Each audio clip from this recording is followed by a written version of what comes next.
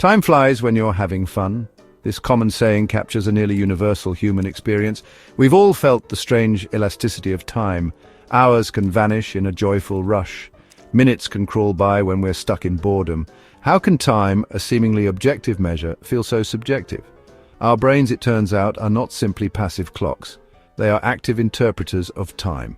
When we're engaged and happy, our attention narrows to the experience at hand. We become less aware of the passing minutes. It's like driving on a highway. When focused on the road, the miles seem to disappear faster. Conversely, when we're bored or anxious, our minds wander. We focus on the passage of time itself. Every tick of the clock registers in our awareness. This heightened attention makes time seem to slow down, like watching a pot that never boils. Our attention acts like a lens, magnifying certain experiences while diminishing others. When we focus intently on something enjoyable, we create fewer memories of the experience. Think about a thrilling roller coaster ride. The moments blur together in a rush of adrenaline.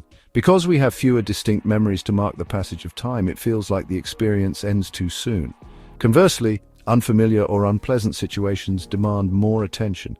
We form more memories as we try to process the experience. This makes time feel slower. Imagine waiting in a long line or enduring an awkward first date. The minutes seem to crawl. This difference in memory formation plays a key role in our perception of time. When we look back on enjoyable experiences, they often feel short because we have fewer memories to revisit. Our subjective experience of time isn't just about attention and memory. It's also rooted in brain chemistry. When we're engaged in pleasurable activities, our brains release dopamine.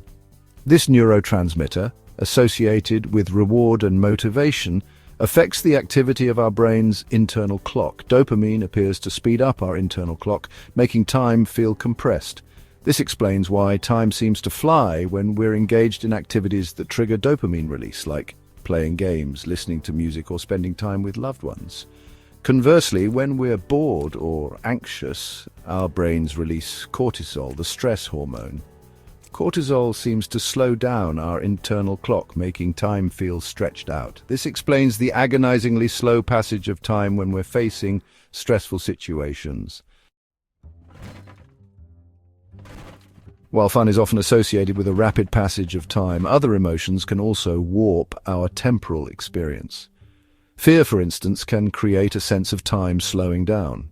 This is often reported by people involved in accidents or traumatic events.